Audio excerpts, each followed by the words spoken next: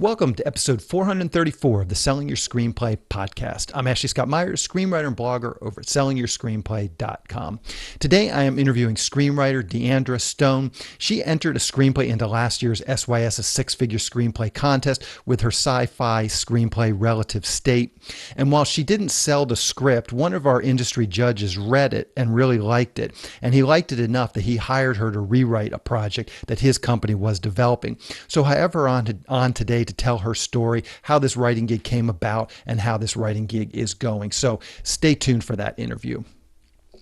SYS's six-figure screenplay contest is open for submissions, but our regular deadline is May 31st. So if you're listening to this before May 31st, definitely enter, as you can save a little bit of money by entering before May 31st. After that, we have our final deadline on July 31st. We're looking for low-budget shorts and features. I'm defining low budgets as anything that's less than six figures, in other words, less than $1 million US. As mentioned, we've got lots of industry judges reading scripts in the later rounds. We're giving away thousands in cash and prizes. And this year, we do have a short film category as well. So if you have a short script, 30 pages or less, definitely enter that. I've got a number of industry judges who are producers that are looking to produce some short scripts. So hopefully we can find a home for some of these short scripts as well. If you want to submit or learn more about the contest, you can go to sellingyourscreenplay.com/contest. Also this year, we are running an in-person film festival in tandem with our screenplay contest. It's for low budget films produced for less than $1 million US. We have a features and shorts category there as well. Lots of industry judges will be looking at those films in the later rounds as well. The festival is going to take place in Hollywood, California from October 7th to the 9th. If you've produced a short form film or a feature film, by all means, definitely do submit it. These shorts are very easy to program. I can run 2 or 3 of them, or I can even create like a whole block of an hour or 2 of just shorts. So the shorts are very easy to kind of fit in between the features. So I'm really encouraging people to submit shorts. I'm a big proponent of short films just as a good stepping stone, a way of learning. So I want to showcase as many shorts as possible at the festival. And as I said, I should have the opportunity to do so. We've got a lot of screen time. And so far, we don't have a lot of feature films that have submitted. So a good number of shorts have started to submit. But as I was looking now, as I said, we'll be screening the vast majority of the shorts that are submitted. Again, if you have a finished film and would like to submit the film, just go to sellingyourscreenplay.com/festival. You will see on there sort of a description of the contest, industry judges, all of that sort of stuff. But then there'll be a link to actually make the submission on Film Freeway. So if you're already on Film Freeway, you can find us there. And it's just SYS's six-figure film festival and screenplay contest. So you can find us and enter there. We are just taking our submissions for the film festival through Film Freeway. You can submit your screenplay if you're just submitting the screenplay through our site, but with the films, it just goes through Film Freeway. So once again, just check that out. If you have a film that you want to submit, sellingyourscreenplay.com/festival. If you find this episode valuable, please help me out by giving me a review in iTunes or leaving a comment on YouTube or retweeting the podcast on Twitter or liking or sharing it on Facebook. These social media shares really do help spread word about the podcast, so they're very much appreciated.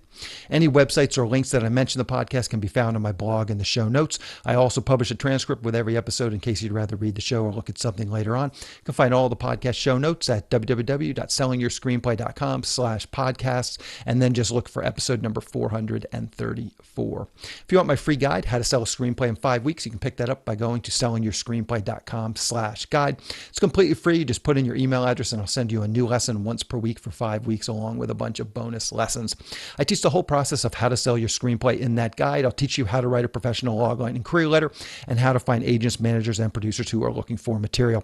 Really is everything you need to know to sell your screenplay. Just go to sellingyourscreenplay.com/guide. So now let's get into the main segment. Today, I am interviewing screenwriter DeAndra Stone. Here is the interview. Welcome, DeAndra, to the Selling Your Screenplay podcast. I really appreciate you coming on the show with me today.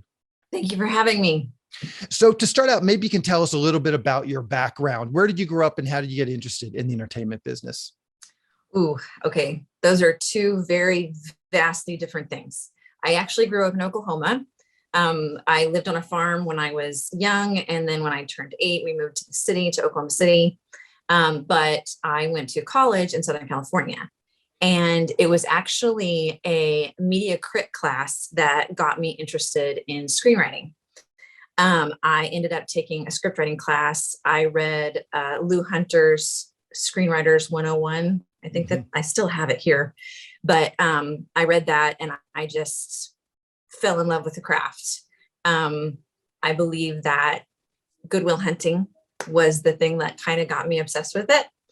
But that was the project that I wrote my media crit paper for, was Goodwill Hunting. And I had to really analyze the script and the way that it was produced, even down to like the coloring that they used and imagery that they used. And I was just so fascinated by all the aspects that went into storytelling that I got excited about it. And then I had to write for another class, just like a 5-page script.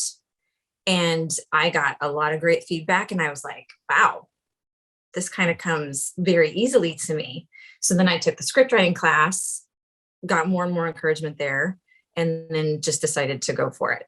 And that, unfortunately, it was 20 years ago, but you know, it's a long road. Yeah. Things come to those who wait. So is there anything you can tell us about Goodwill Hunting? Any screenwriting lessons that you remember from that paper? It's been a while since I've seen the movie, but generally consider, I think it won the Academy Award that year for screenplay. So any lessons from Goodwill Hunting that you remember? At first glance, I don't think people would see the symbolism that they used in the film to show Will's journey. For instance, one of the things that sticks out in my head for some reason is the last shot is just a simple car driving on a road, and it's Will going to get Skylar. And for so long throughout the film, all he could do was look at his past, look at his past, look at his past. And it was affecting everything that he did, and he couldn't move forward in his life. And then in the final scene, he's no longer looking in the rearview mirror. He's now looking through the windshield at what lies ahead of him. And that really, when that clicked in my head, I was like, oh, wow, that's really cool. You know? And also the character development is really well done, in my opinion. With Will, with Skylar, with Sean, and just is that, you know what? I don't even remember the name of Robin Williams' character at this point, but Robin Williams' character. And in doing that script, I also found out that Robin Williams riffed a lot, that it wasn't necessarily written in the screenplay, some of the things that he said, but just the development of his character and even the backstory that they put in for him and little tidbits that affected his life, that in turn affected the way that he communicated with Will. It just, all that weaving together, I was just like, wow, there's so many more layers when you actually look at it and pay attention. And I, at that point, was like, I want to write like this. So let's dig into, so then after, okay, so you get done with this college degree. What were some of your next steps then to actually turn it in? It sounds like now you were inspired. You wanted to kind of break into the business. What were some of your steps then once you got out of college to actually turning this into a career? Well, I wrote my first screenplay at age 22. I finished it at age 22.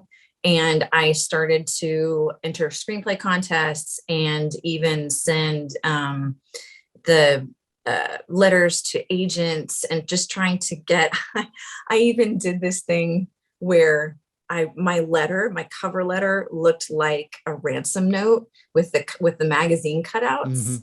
And it was like, this screenplay is waiting to be set free or something like that. And just trying to get any agent or manager's attention to look at my script. And of course, I got all the letters of, we don't look at things unless they're solicited. And I did that for now, even this ransom note idea, that sounds really clever and interesting. Did you get some responses from that? At least people reading the script? No. Wow.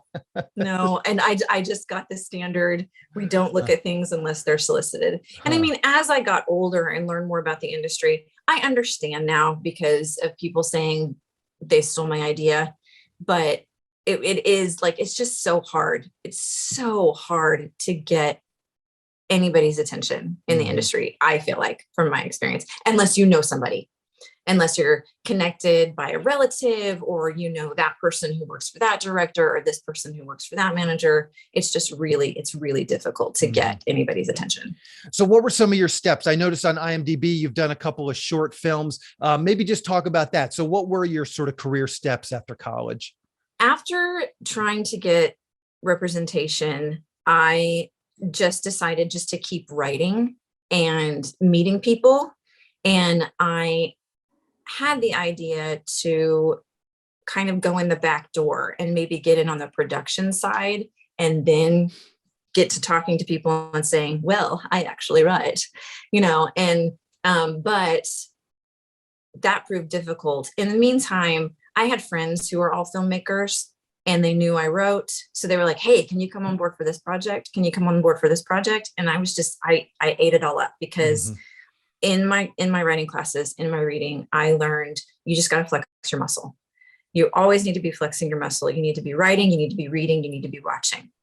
And so that's what I just continued to do.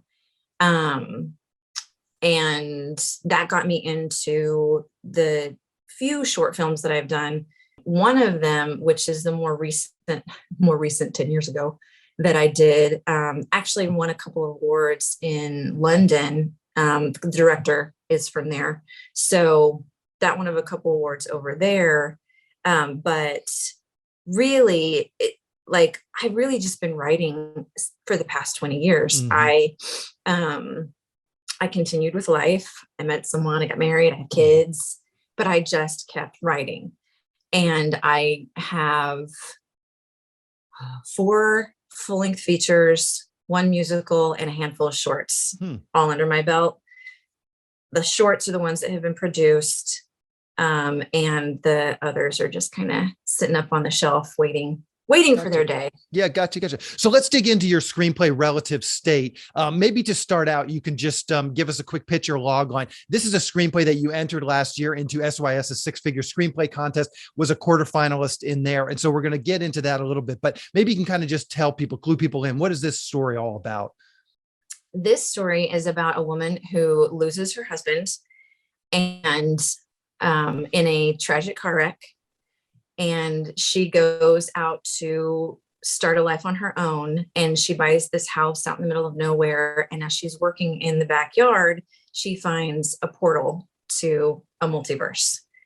She gets through that portal, finds that her husband is still alive in this other world, and the film is her journey to try to get him back and kind of grapple with the ethics of this not truly being her husband, because it's in this different world.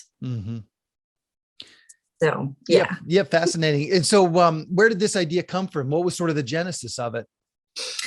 My husband saw the documentary Parallel Worlds, Parallel Lives, and it is about the lead singer of the Eels, dad, Hugh Everett, and the many worlds interpretation of quantum mechanics. And he, after watching this documentary, he got the idea for the screenplay. Originally, it had a male protagonist, and he was on this journey of, he lost his wife, he gets in the new, the parallel world and tries to get her back. That we got through that version of the script completely and finalized it, and had people start reading it and everything.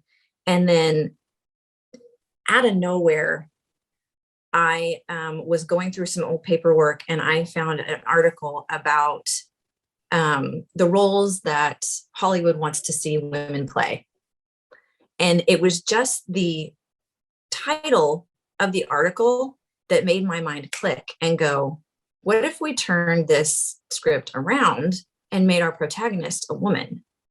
Because, and at the time, this again was actually about like 10 years ago.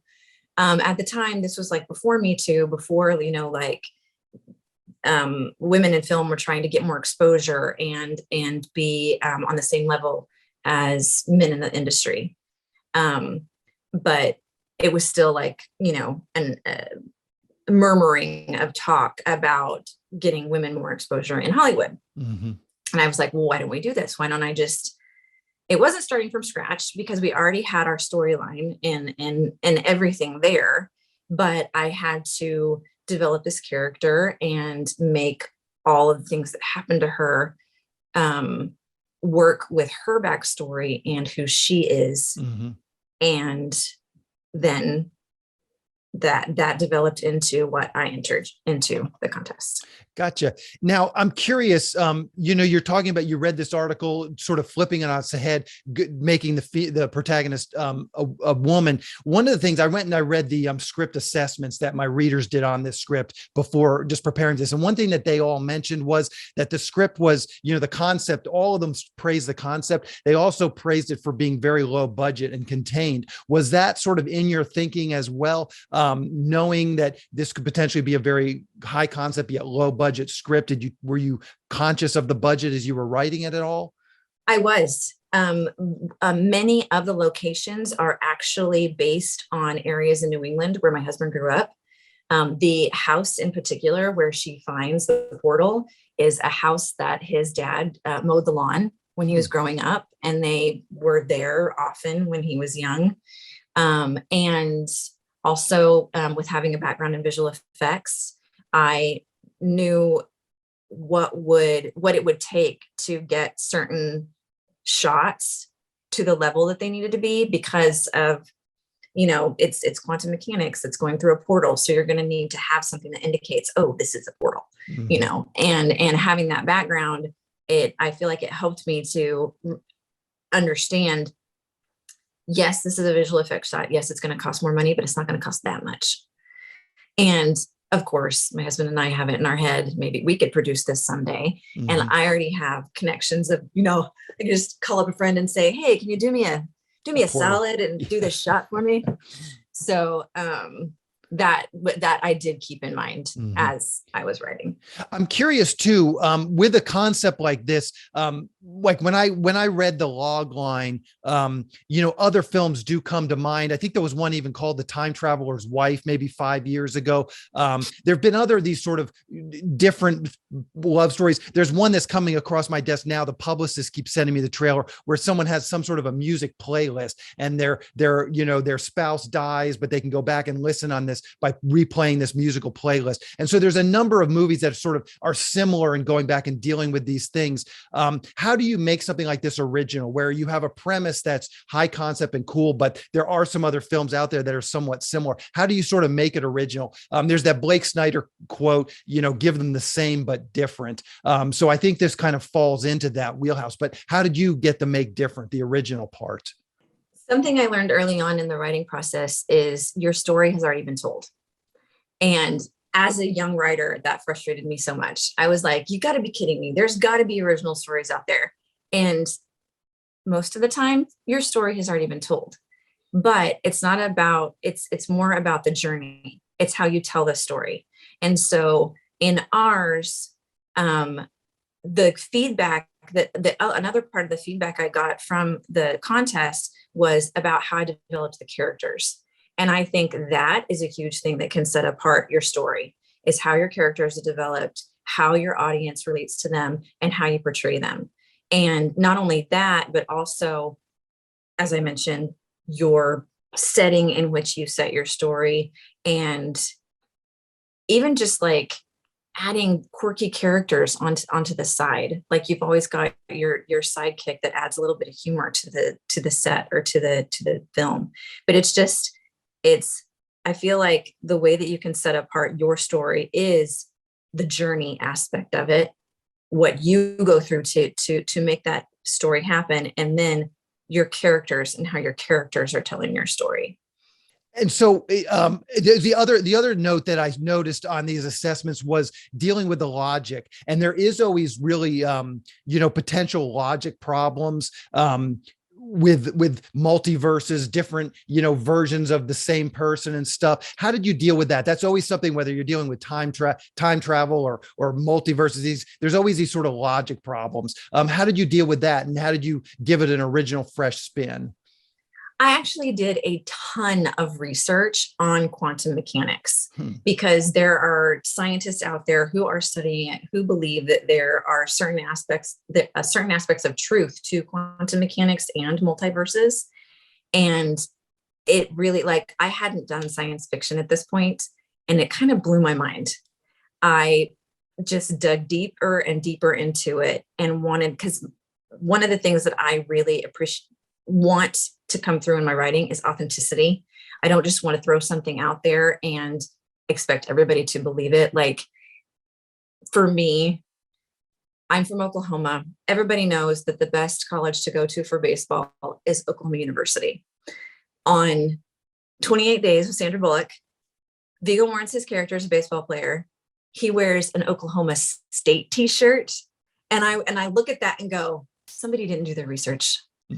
It's things like that that make me go, I want to be authentic, because there are people out there who know about this stuff, who are going to look at it and go, now I know because I've researched and I've studied this. So in researching the quantum mechanics and the really scientific aspects of it, I feel like that is where all the logic came in.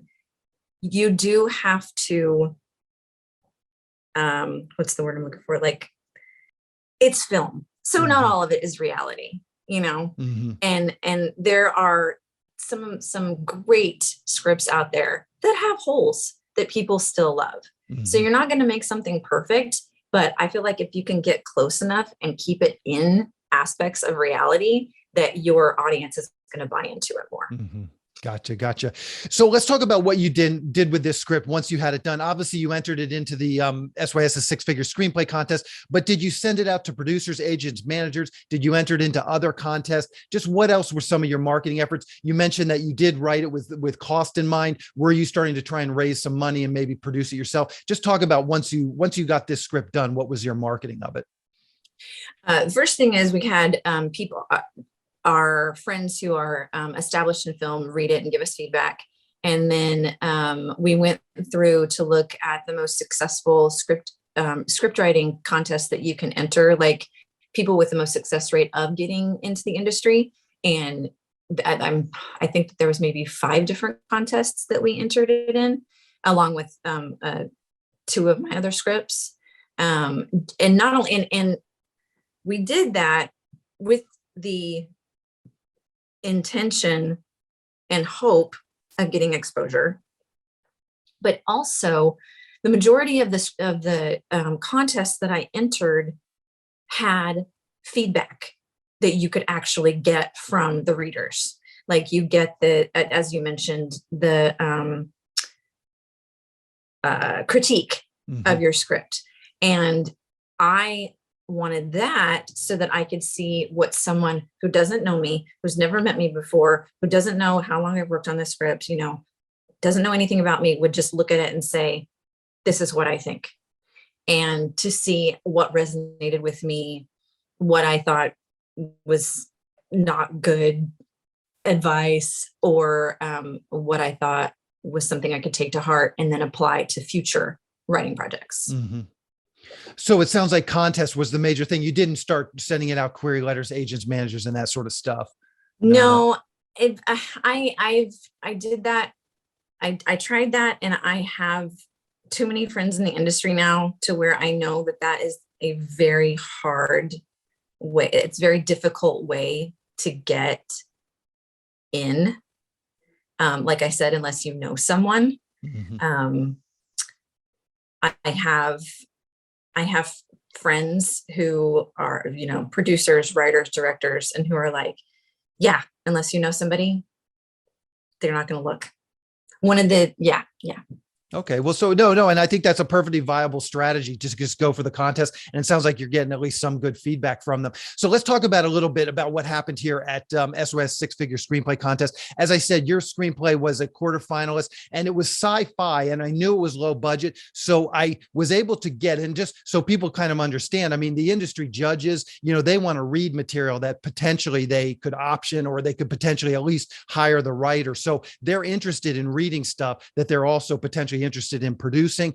So this was a script that was fairly easy for me to get industry judges to read. And one such industry judge was Jerry Coating from Wave Films. Maybe you can talk through that process. He really liked the script. And then I put you guys in contact, and maybe you can kind of take it from there, sort of how things went with Jerry over at Wave Films. We went back and forth for a while about relative state. And I asked, is this something, I got to the point where I was like, is this something that you're going to want to produce? And then they came back to me and said, actually, we don't have the budgeting. Yeah, we don't have the budgeting for this script right now, but we have this other script that we are currently working to get financing for. And we think that your writing style will be really good for it. So that, of course, piqued my interest. Mm-hmm. And I had a meeting with Jerry, the producer, Marco, the director, and their assistant. And we talked through the current script and where it was at and what it was about. And meaning the current script that they were working on, not relative state. Right. The current script they were working on. But in that call, we did talk about relative state. And it's kind of funny because I didn't realize that Marco had read it. So when he brought it up, I was like, oh, okay, you've read it too. But what drew him to it was, he said, the development of the characters. He said that as he was reading it, he knew what the characters were feeling and he knew where they were at. And that's what he wanted to bring to his script. Mm-hmm. Jerry mentioned that one of the big reasons that they wanted me to come on was because I am a woman and their protagonist is female, and they wanted that voice to come through more in the main character. Gotcha. Now, I get a lot of emails from people where they're getting a deal, but they don't have an agent or manager or even a lawyer to negotiate these things. How did you get through just the legalities of looking at agreements, signing agreements, and ultimately, getting this deal in place? As I said before, I fortunately have friends who are in the industry. At first, I spoke to a few lawyers. And the amount that I'm getting paid for, like, the retainer, their fees took all the retainer. So I went to a friend of mine who is a lawyer. She's not in entertainment, but she's a lawyer. And I was like, I asked her for a referral first. And after I asked her for a referral, she said, I may not know entertainment law, but I know contracts. I can look at this for you. And it just so happened that her husband is a producer. And so she was able to bounce things off of him and say, well, what about this part? What about this part? She read it for me. She gave me her feedback. And that's how I got through the legality process. But in that process, I found so many people who are in the industry who are willing to help me. And that was amazing. Mm-hmm. Like, I got so used, I used to live in LA, and I got so used to, it's every man for himself. It's cutthroat. Can't really ask for anybody to help because I'm not going to give you help. And I reached out to my friends who are working, and the majority of them were like, send me your stuff. I'll contact people. I'll talk to this person I know. I'll talk to this person I know. And it was really, really encouraging. Mm-hmm. And with my friend who's the lawyer, I told her, I was like, because a lot of the lawyers said, without representation, we really don't want to look at this contract. And I'm like, without a job, I can't get representation. Mm-hmm. And that frustration is there for so many people. And my friend even mentioned that. She was like, we know how we know that it doesn't make sense how things work. Mm-hmm. And so they were very willing to help me because of that. Gotcha. So how is the actual, and I want to preface this too by saying neither one of us are lawyers, so we're not in any way giving out legal advice, but your story, while I think you're kind of a little bit hesitant to suggest it, just basically the lesson from your story, at least from my perspective, is sometimes you got to just muscle through these things. And there is no, you may not have a friend that's a lawyer, so you may have to go another direction. But at the end of the day, sometimes you do have to figure these things out, because most of these types of independent film deals, they're not such astronomical sums that you're going to be able to afford $10,000 in legal fees. And so you're going to have to kind of, at least some ways, just kind of cross that bridge and in a very precarious way. It's not always simple. And I was definitely taken advantage of. There were some contracts I signed early in my career. And again, they were just such low dollar amounts. There was no way of getting a lawyer involved. But the producers didn't take advantage of me, but they definitely put in some things that were very favorable to them that I would have seen now with a little bit more experience. I would have seen. So you definitely do need to go over these contracts and look at them very carefully. And if you can afford a lawyer or have a friend, a lawyer, it's definitely a good idea. But sometimes it's a little bit difficult to kind of get these things done with the amount of money that we're talking about. So let's talk about just the rewrite. How is the actual rewrite going? Are there any surprises there? How are you finding this process? And how does just the process logistically work? Are you at home? Are you doing a lot of Zoom meetings? Have you met any at all face to face? I'm not even sure where Jerry is. Is he in the US? Is he in the UK? Maybe you can talk about that process. How is the actual rewrite going and how does it actually take place? Everyone is spread out. I've got a producer in Singapore, a director in Cambodia, and their assistants in Mexico. And then I'm in Oakland. Okay. So there's been no face-to-face meeting and we communicate through Zoom calls and emails. We did our initial talking and they asked me about my writing process. And I'm a very detailed outliner. And so I was like, I have to outline. So if what would probably be good is I do an outline, then you guys read it. We have a notes meeting about it. And so that was the beginning part of it. And then I just started writing on the rewrite last week and it's going really well. If there's any advice that I can give to a new writer is to outline. Because when you know your story, the writing process is going to go so much faster. You're already going to know your characters. You're going to know what they like. You're going to know how they respond in a situation. You have this scene where two people are talking to each other and you're just writing. And they're talking to you because you've already delved so much into the story that you know where that scene is going to go. Go ahead. No. Well, I'm curious too, in describing this project, it sounds like they hired you to develop character. You're good with character, develop character. But so often character influences story. So then the story also gets somewhat changed. How do you deal with that? Like talk through some of maybe the potential hurdles with something like that. They don't necessarily want you to change story, but if you change character, sometimes story does need to change. How have you sort of dealt with some of these issues, digging into the actual characters? Does it affect the story? I actually got really lucky. They said you can start from square one. They had a very loose story because it's a slice of life film. So they had a very loose storyline and they said you can cut characters, you can change characters, you can change locations. They were like make this your baby because that's something I so very much appreciate about this team. They knew that if I had an investment in it, that would make me write it better.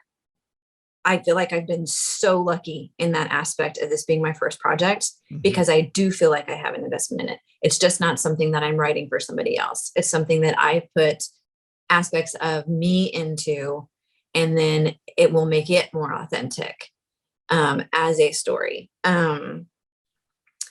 I kept the main characters and the very loose storyline that was already set, but I combined characters. I took out major scenes. I added different scenes. He started it quite a while ago, so there were certain aspects like social media that were not present in the script, and that would actually help the story to move along. So I added that aspect in of it. But I feel like I'm very lucky in that they kind of gave me extreme creative license to make this story better. Gotcha. And how is this all going to go? Once you have your draft turned in, do they have financing in place? What is sort of the next steps? What is the prospect of getting this movie produced? The contract has me on for 5 drafts. Wow. 5 drafts, which for me as a writer, I'm not used to that few. Okay. I'm the person that has like 12 drafts. But I market a new draft, even if I just change 2 or 3 lines, just because I want to see those changes. But I'm not sure if they're going to try to start to get financing before it's finals. I do know that they said they want to get financing within the year. And once they have financing, they want to go into production. Gotcha. So I always like to just end the interviews by asking the guest if there's anything out there that they've seen recently that they thought was really great. HBO, Netflix, Hulu. Is there anything out there that you've seen, you've been watching recently that you could recommend to our audience? The Marvelous Mrs. Maisel. Okay, that's a great recommendation. It's on Prime Video. It's on Amazon Prime, and if you are a Prime member, it's free. And the writing just blows my mind so much, because I'm not everybody's familiar with this. Are you familiar with The Pope in the Pool? No, actually. Oh yeah, from Blake Snyder. Yeah. Yes. So if you've got 2 talking heads in a scene, a lot of times your audience is just going to check out because nothing's happening. This show should win an award for the popes that they have all throughout it. There's from the current season, there's this one scene where it's multiple characters in separate cars on a Ferris wheel, yelling at each other, having a very important conversation. And it just like, you are getting information, but the back and forth and they do this thing where you've got your one conversation happening, but then there's this side conversation happening too. And it's just throwing in all this comedy, but it keeps you engaged, even though you're just getting information. And they did that. There's this one scene where they did the whole scene whispering to each other because there were kids who were asleep. There's another one where it was 2 people on the phone, and one woman was under her covers and then the other one was in her apartment, and they're both trying to keep the conversation going without barfing.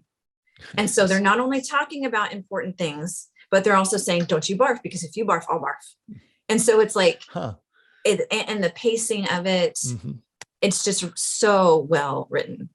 Gotcha. Yeah, no, that's a great recommendation for the audience. So what's the best way for people to keep up with what you're doing and just kind of follow your career? Twitter, Facebook, a blog, Instagram, anything you're comfortable sharing, I'll round up for the show notes. IMDb. So good.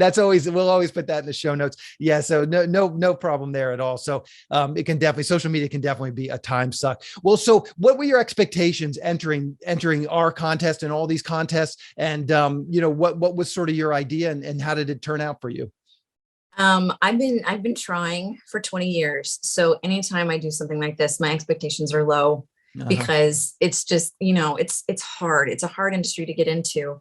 But I looked forward to getting the feedback, to knowing what regular Joe Schmo thinks when he reads my script. And I appreciated that aspect of it a lot, just getting that feedback to hone in my skills, to improve my next project. And in this case, now to have a job. Yeah, gotcha. So, well, congratulations on that. It's a great honor to see people go on and have a little bit of success and make some of these introductions. And I appreciate you too, coming back and actually telling me about the success story. Cause I know there's success stories out there that happen and I don't actually hear back from the person. So thank you for staying in touch and congratulations on this. And I really wish you all the luck in the future, and definitely stay in touch. We'll have you back on once the film is finally in production and for your next films as well. Okay. Thank you. Thank you much. We'll talk to you later. All right. Bye. I just want to talk quickly about SYS Select. It's a service for screenwriters to help them sell their screenplays and get writing assignments. The first part of the service is the SYS Select Screenplay Database. Screenwriters upload their screenplays along with a logline, synopsis, and other pertinent information like budget and genre, and then producers search for and hopefully find screenplays they want to produce. Dozens of producers are in the system looking for screenplays right now. There have been a number of success stories come out of the service. You can find out about all the SYS Select successes by going to sellingyourscreenplay.com/success. Also on SYS podcast episode 222, I talked with Steve Deering, who was the first official success story to come out of the SYS Select database. When you join SYS Select, you get access to the screenplay database along with all the other services that we're providing to SYS Select members. These services include the newsletter. This monthly newsletter goes out to a list of over 400 producers who are actively seeking writers and screenplays. Each SYS Select member can pitch one screenplay in this monthly newsletter. We also provide screenwriting leads. We have partnered with one of the premier paid screenwriting leads services, so I can syndicate their leads to SYS Select members. There are lots of great paid leads coming in each week from our partner. Recently, we've been getting 5 to 10 high-quality paid leads per week. These leads run the gamut. There's producers looking for a specific type of spec script to producers looking to hire a screenwriter to write up one of their ideas or properties. They're looking for shorts, features, TV, and web series pilots, all types of projects. If you sign up for SYS Select, you'll get these leads emailed directly to you several times per week. Also, you get access to the SYS Select forum, where we will help you with your logline and query letter and answer any screenwriting related questions that you might have. We also have a number of screenwriting classes that are recorded and available in the SYS Select forum. These are all the classes that I've done over the years, so you'll have access to those whenever you want once you join. The classes cover every part of writing your screenplay, from concept to outlining to the first act, second act, third act, as well as other topics like writing short films and pitching your projects in person. Once again, if this sounds like something you'd like to learn more about, please go to sellingyourscreenplayselect.com. Again, that is sellingyourscreenplayselect.com. On the next episode of the podcast, I'm going to be interviewing another UK writer-director, Russell Owen, who just did a really cool thriller called Shepherd. We talked through his career. He started as a storyboard artist, and then he did a few short films. He did a super low-budget feature, and now he's here to talk about this latest film. As I said, it's called Shepherd, starring Tom Hughes. Really contained sort of thriller horror film, very interesting film. So keep an eye out for that episode next week. That's our show. Thank you for listening.